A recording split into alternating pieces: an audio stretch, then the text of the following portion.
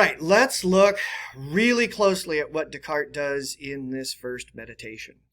He thinks he has come to a conclusion about something that exists in reality and the way that that thing exists, and he is 100% confident that he has discovered something true about reality. He believes he has discovered a priori knowledge about reality. In other words, he has come to a conclusion that he thinks is not justified by experience or experimentation. It's justified by the sheer force of reason. Reason has led him to this conclusion, and he is really confident that this conclusion that he's come to is true and that there's no way he could be wrong about this. So let's sort of track how he comes to this conclusion and see if we can follow his thinking process.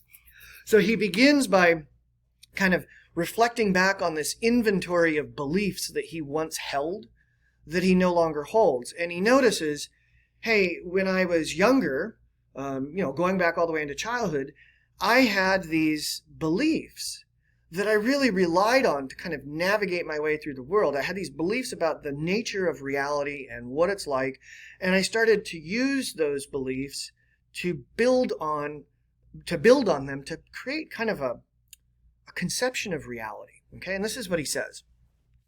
He says, some years ago, I was struck by the large number of falsehoods that I had accepted as true in my childhood, and by the highly doubtful nature of the whole edifice I had subsequently based on them. All right, so he's reflecting back. I had these false beliefs.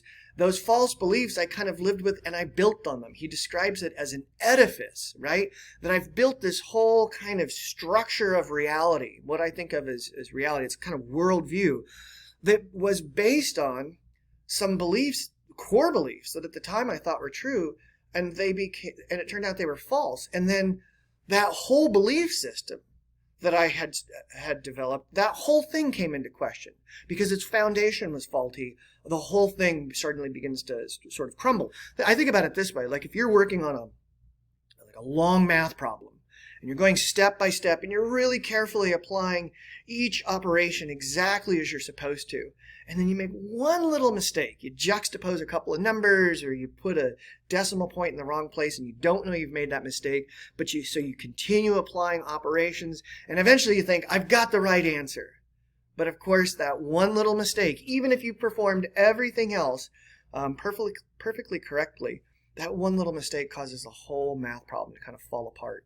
And that's what Descartes is saying about his ideas, his conceptions of reality that had earlier been based on false statements that he thought were true.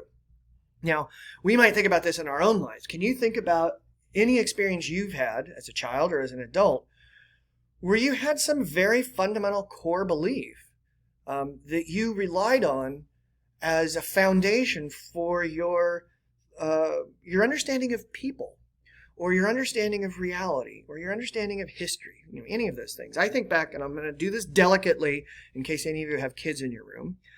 I think back to when I was a kid, and I was devastated when I learned that there wasn't a dude coming down the chimney of my house and gifting me with all kinds of wonderful stuff.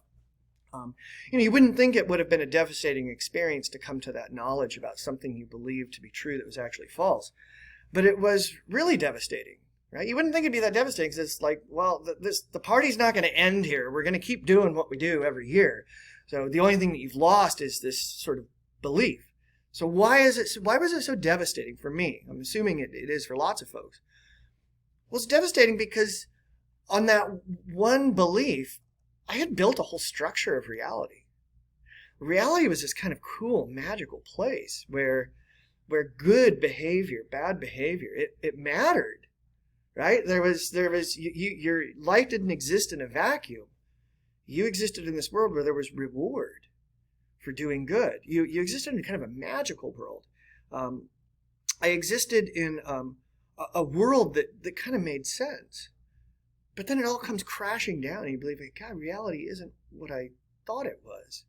And you feel a little lost. And I think that's kind of what Descartes is describing here, is you have this belief system, and all of a sudden the rug gets pulled out from underneath it, and the whole thing comes tumbling down. I've seen this experience with folks who grow up devoutly religious, and then for whatever reason get disaffected.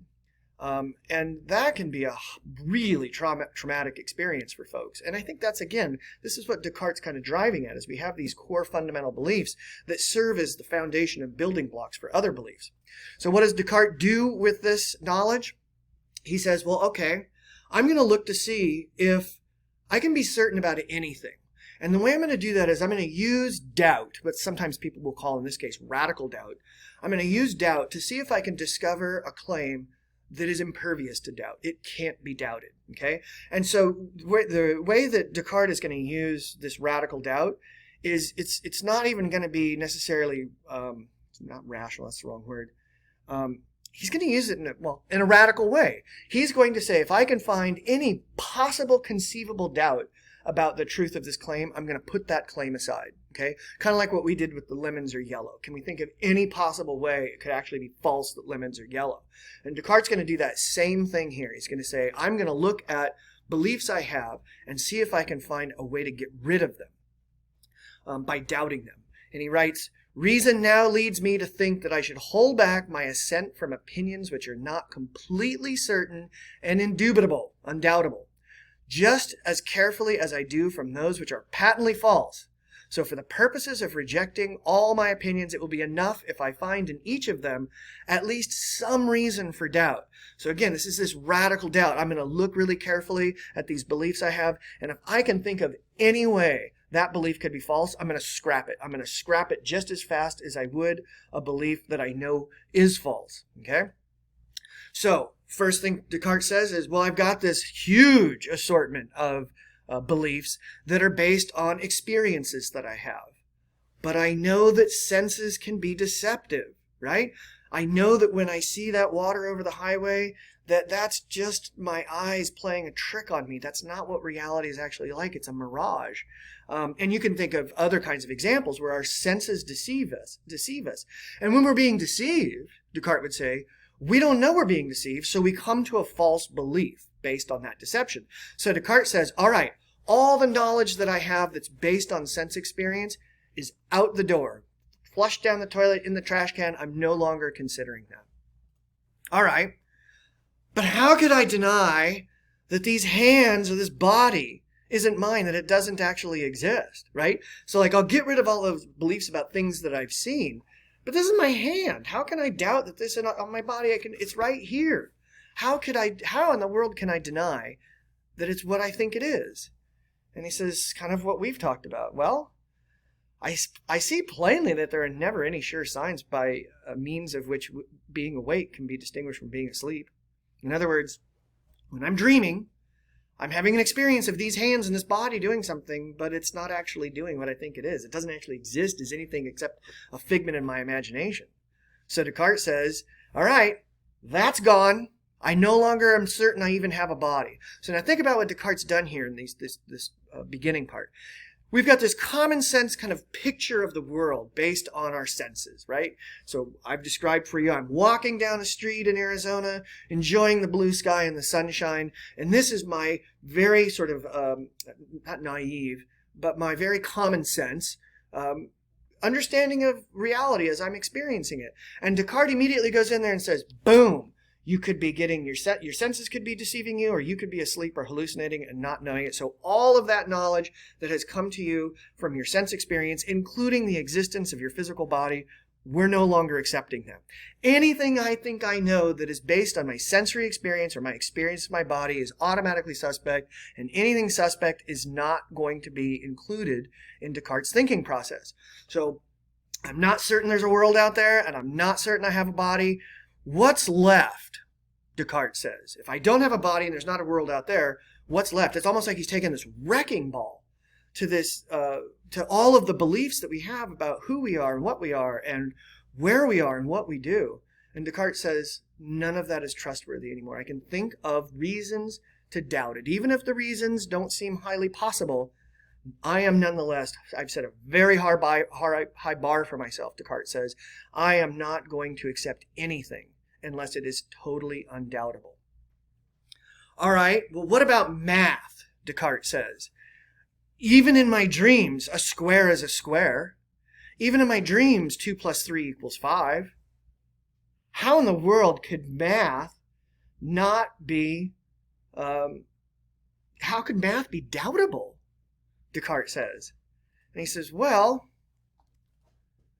I could be possessed by an evil demon, and this evil demon could be making me think 2 + 3 = 5. This evil demon could kind of be in there like Mr. Krabs, or no, not Mr. Krabs, Plankton in SpongeBob, right? Operating the sort of the brain of the robot or whatever that was. And there could be this evil genius that's doing that within my own mind, and I don't know it. So essentially Descartes he's stripped out everything. He's just taking a total wrecking ball. There's no world out there. I'm not sure I have a body. I don't even know if I can trust my own thoughts, quite frankly, because I could be possessed by an evil demon and not know it. But if that's the case, if I'm possessed by a deceiver, then there has to be something that's being deceived. If I doubt that I exist, I have to exist as a doubter. I mean, maybe my body doesn't exist, because I recognize that when I'm dreaming, I think it does, and it doesn't. Maybe the world out there doesn't exist. But if I'm doubting all of those things, that means that I'm existing as a doubter. I'm thinking about things. I'm having thoughts. And to have thoughts requires that there be a thing having the thought. It requires that there be a thinker. So Descartes comes to his very famous conclusion. I think. Therefore, I exist. It would be logically inconsistent to say, I think, but I don't exist. To say that I think requires that I exist. So Descartes says, I have to exist as a thinking thing. I'm a thinking thing. I've pushed out everything I've ever thought to be true about reality that's come from my sense experiences, and I pushed out all the thoughts that I have that require any kind of logical or mathematical reliability, and I've come to the conclusion that the one thing I can be certain about is I am an existing thing, and I can tell you how I exist. I exist as a thinking thing. All right? So this is where Descartes thought himself to, this a priori knowledge that because I think, I must exist. But he's kind of thought himself into a brain in a vat situation, right?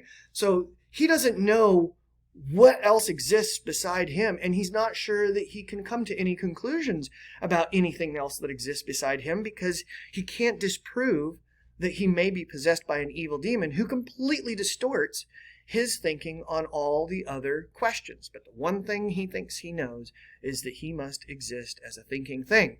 So let's look in the next lecture how he gets himself out of the vat so that he can come to other conclusions about the nature of reality and what exists and how he exists.